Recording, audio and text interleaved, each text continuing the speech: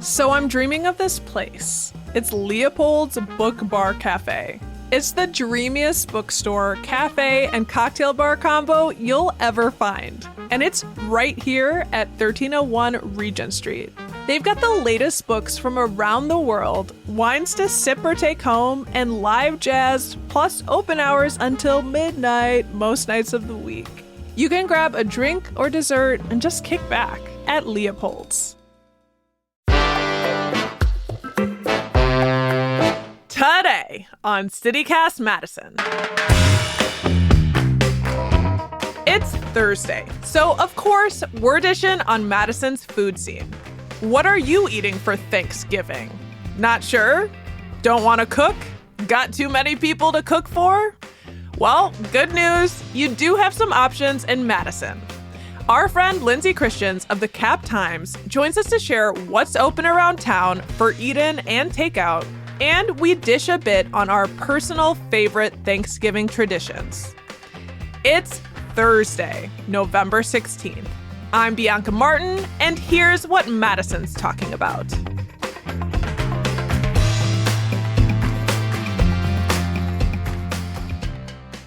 Lindsay, hello! Hello!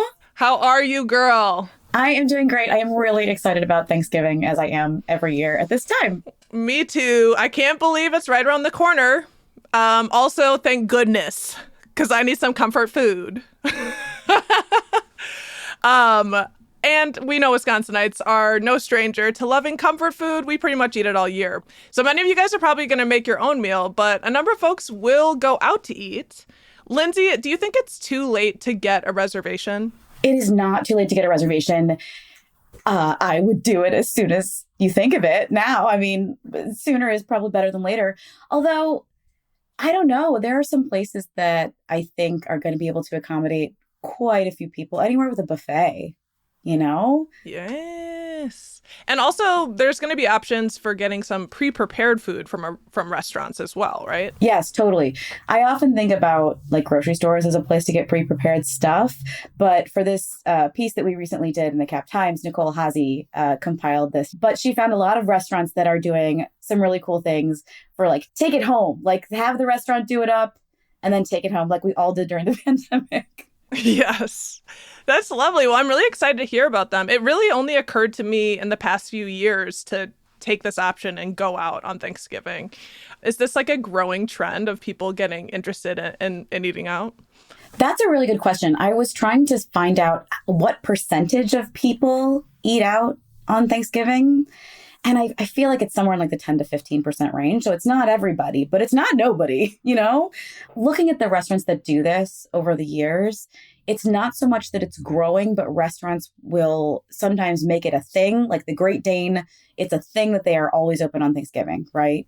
It's a thing that like Wilson's is open, right? So there are things like that. Or a restaurant will do it for a while and then be like, woof, that's a lot of work. And they'll stop, right? Because you're asking your staff to come in on a holiday.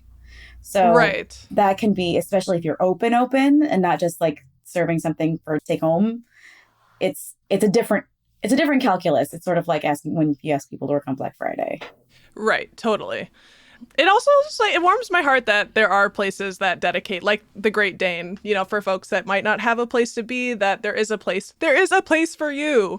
So you've got the list and some spots to consider. If folks want the full Thanksgiving shebang, where might they go? If you want to go out and you want to go to a place where you can sit around other people and have a Thanksgiving meal, a good place always to start is anywhere that's in a hotel, because hotels are sort of known for being open 365. I mean, the State House and the Edgewater are beautiful anyway, right? So yes, I really love that. But yeah, so the State House and Augie's Tavern are both going to be open for Thanksgiving. They do take reservations. And it's usually like a flat fee. I think in that case, it is a flat fee where you pay one thing and it's just, they serve all of the traditional things.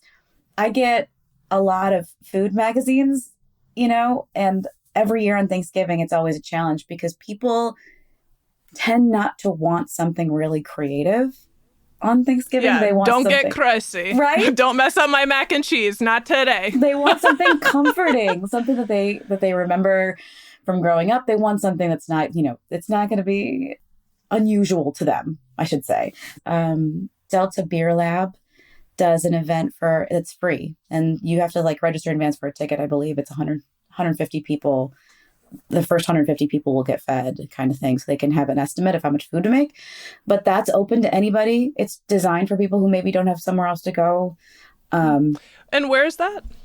Delta Beer Lab is sort of, I think of it as Southside Madison. Yeah. Yeah. And they're calling it an annual community Thanksgiving. So what you're saying, like it's community focused. Totally. It's the 5th year for it.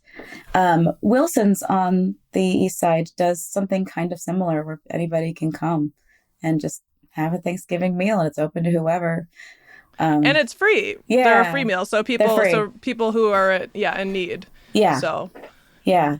Well, I'm picking up this really heartfelt tone from you, Lindsay, in this conversation, which I really appreciate, because we can be honest in that the holidays can be a little tough, right? And speaking for me, I'm kind of in a unique position for the holidays this year with some shakeups in my family and some losses. So I really feel connected to anyone who might be alone on the holidays this time of year. Do you have any recommendations or thoughts of a spot that would be particularly good if you were going to go out solo? I think the thing I always say with going out solo is that you want to go to a place that you go, when possible, because it's the place that you go is the place that you go, and they're going to know you. So it's going to depend on who you are. I will say, when we lived out west and we didn't have any family around, it was our first sort of Thanksgiving on our own, my husband and myself, and I didn't know anybody. And so I decided to just sort of cook a Thanksgiving meal, but I could only make one thing at a time. So I would bring one thing out at a time. And by the end of the day, we were both kind of drunk because we started drinking really early and the food was taking a really long time. But I don't know. I've often found too that like Thanksgiving can be a good time if people aren't able to travel to connect with friends. So I'm doing Friendsgiving this year, and we're getting together with just a bunch of couples who aren't going to families this year and are just going to get together, as a group of friends. And something nice about that, just to segue a little bit, is when you can pick some stuff up, so that you're not responsible for cooking for all of your friends necessarily, if you don't want to do that. Pasture and Plenty has some really great options. Their stuff is beautiful. And as a side note, all of the sides appear to be vegetarian, and you can order just the sides. Which I thought was cool.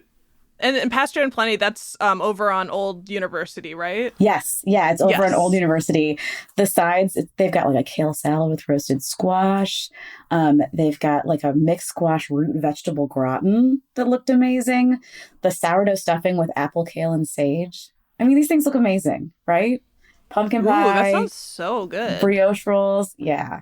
So they do like some cranberries with brandy and orange. So that sounds very Wisconsin. Right? That's a Wisconsin one right there. Right? And I love that. And I feel like too, somewhere like L'Etoile and Heritage Tavern are both doing these beautiful high end, take and bake essentially, which would be lovely. It's great to celebrate with something a little bit more decadent. But you want to like impress your friends? Yeah, to impress your family. Friends. One thing I always would do, even if I'm cooking, is I would get like the pies and the bread, and I would get like the pies in particular, and I would go just back and forth from Batch Bakehouse and Madison Sourdough, like year over year, like dark chocolate pecan bourbon pie, or like a beautiful like pumpkin pie but made with kabocha squash because it's a little sweeter, like just something different every year. Usually apples and pears. Was that a little tip right there? What kind of squash? Kabocha. One more time. Kabocha squash. Kombucha? Sounds like kombucha. It does. It does. It's delicious. Oh my goodness. And yeah, we have so many great bakeries in Madison. I bet it is a busy time for them for sure. Do we know what a place like L'Etoile or Heritage, some of these higher end restaurants, what they might be offering in their meal? Yeah, so they publish all that stuff in advance so that you know kind of what you're getting. I've done a holiday feast from Heritage before. It was during the pandemic. I think I've talked about this before where I was just like, my Thanksgiving went so badly in 2020. Like, what? It was real. I tried to do a duck because there were just two of us and I messed it up real bad. It was not good. I did Okay, I am remembering this a little bit. I did a bad job. You have the right to make mistakes and learn. But the heritage meal, the Thanksgiving one they're doing this year, the thing that looks really incredible to me is they're doing an Italian sausage stuffing with pecans and Door County cherries, which sounds amazing.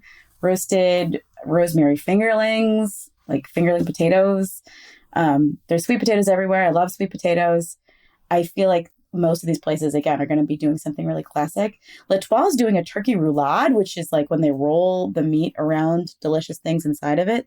It's like a roll up. Looks like an ice cream cake, but with turkey. Delicious. Wow. I'm trying to picture this. I might have to look it up, but wow. Yeah.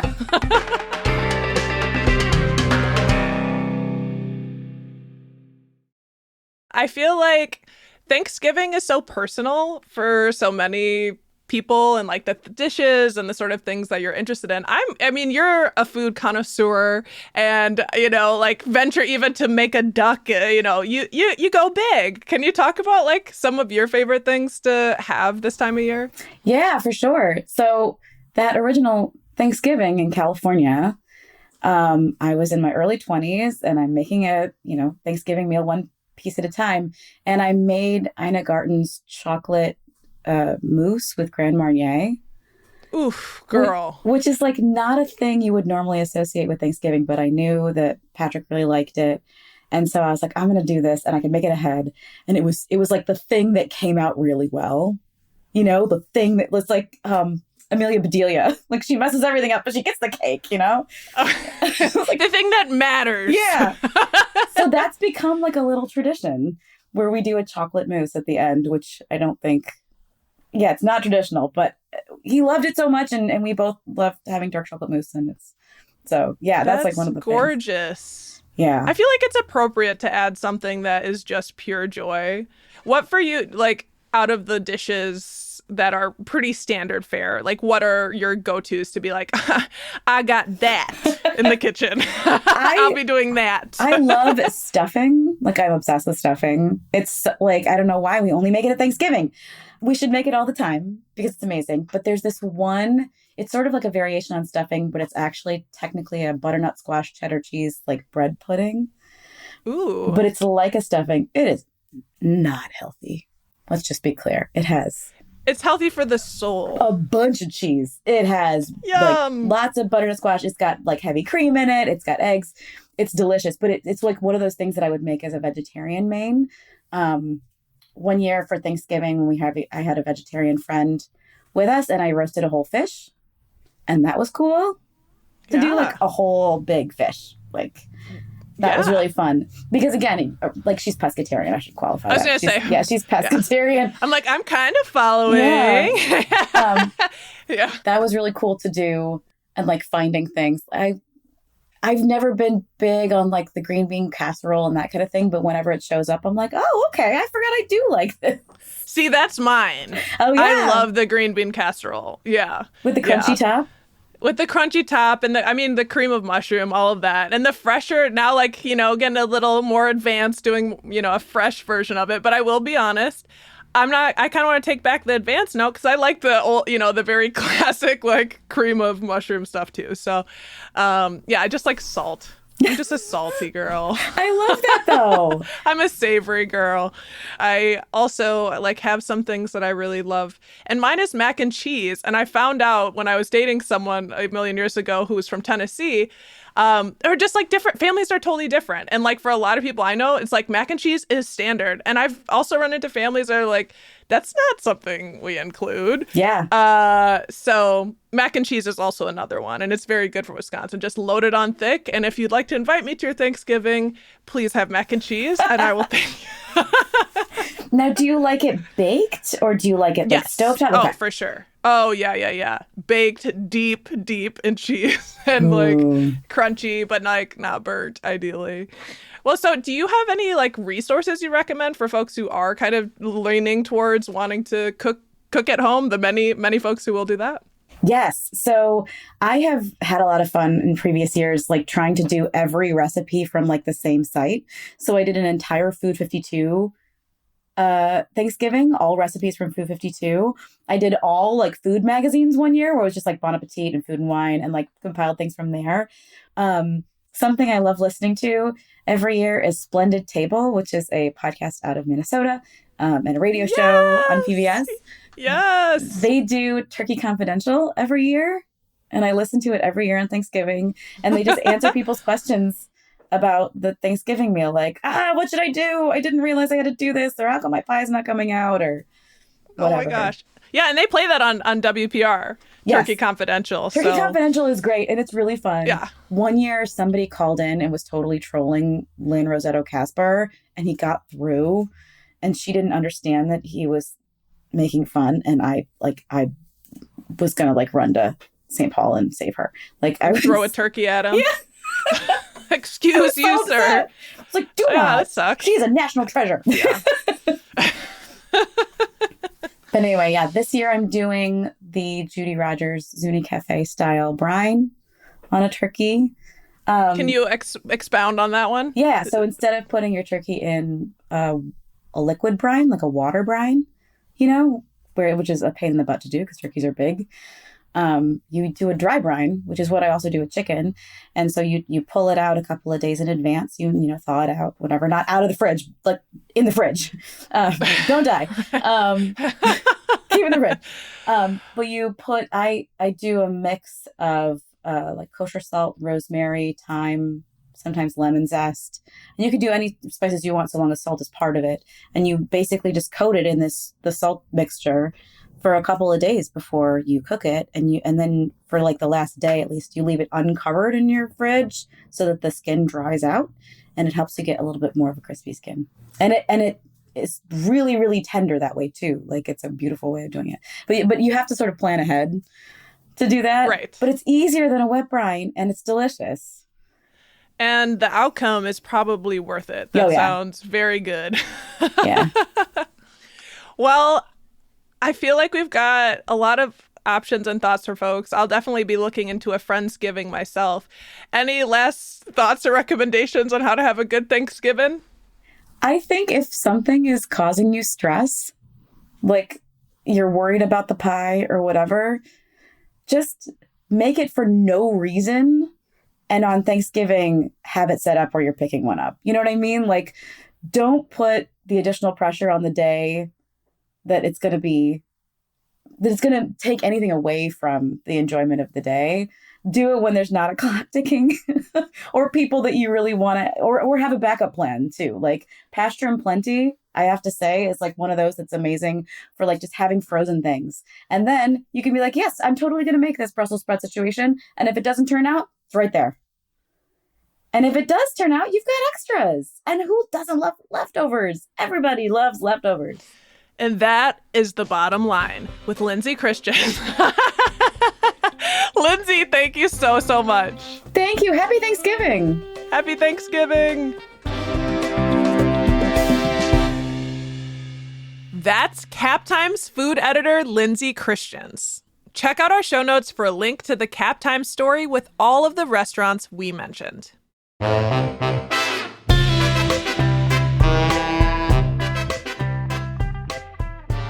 And here's what else Madison's talking about. On the topic of eating out, Madison's longtime Italian staple, Tutto Pasta on State Street, is leaving its building. You know the classic corner restaurant with the big green awning at the corner of West Johnson and State? Now, after 27 years in that location, Tutto is merging with its sister restaurant, A Touch of Sass, up on the Capitol Square. So, if you want to experience Tutto Pasta in its current rendition, you have until November 27th. The new combined restaurant opens December 1st. And the Dane County Holiday Farmers Market opens this Saturday. That's at the Monona Terrace. They'll be there this Saturday, the 18th, but then they're taking Thanksgiving weekend off, just so you know. And then they'll be back up and running for the first 3 Saturdays in December. And hey, we've got some news. Have you ever wanted to work on a podcast? Say, this podcast? We're hiring a producer. If you love Madison and have story ideas about news and life in our hamlet, and you've got audio chops, we really should talk. See our show notes for a link to the job. That's all for today, here on CityCast Madison. I'm Bianca Martin. If you enjoyed the show, why not share this episode with, and lovingly, someone you'd guess will likely ruin their Thanksgiving Day dish. We're always here to help. We'll be back tomorrow morning with more stories from around the city. Until then,